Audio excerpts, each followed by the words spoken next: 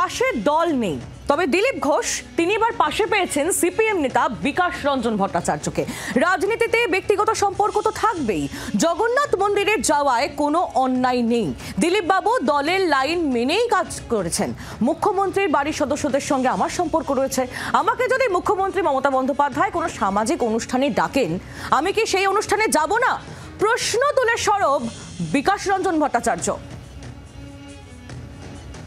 দিলীপবাবু যা করেছেন তিনি তার দলীয় আদর্শ নীতি মেনেই করেছেন, এটা আমার নিজস্ব উপলব্ধি।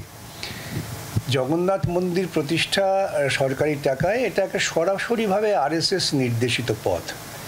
দিলীপবাবু একজন আরএসএসের একনিষ্ঠ কর্মী, তিনি গিয়েছেন।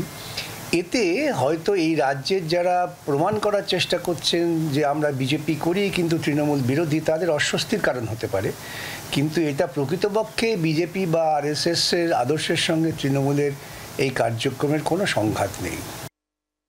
যদি ব্যক্তিগতভাবে দেখি যে কোনো সমস্যায় মমতা পড়েছেন, তাকে আমি রক্ষা করতে পারি, রক্ষা করব, কিন্তু তার মানে এই নয় তার এই পচাগলা আদর্শকে সমর্থন করছি।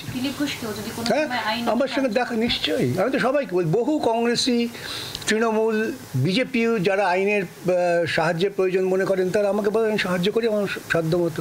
সমাজে আজকে মমতা যদি কোনো কারণে ওর ভাইপো বা কারো নাতি টাতির কোনো সামাজিক অনুষ্ঠানে নিমন্ত্রণ করেন, যাবো না কেন? আমরা তো সমাজবদ্ধ জীব, সমাজটাকে তো আমরা উন্নত করতে চাই, সমাজটাকে আমরা মধ্যযুগে নিয়ে যেতে চাই না।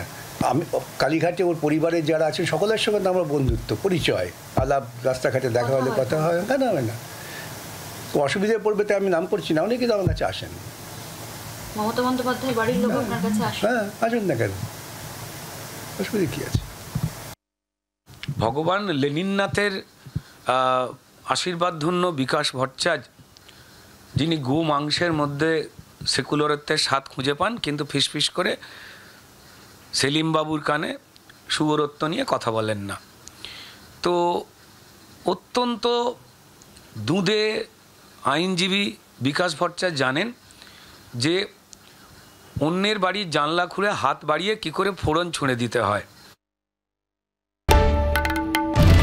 বাংলার আওয়াজ, বাঙালির আবেগ, জি 24 ঘন্টা।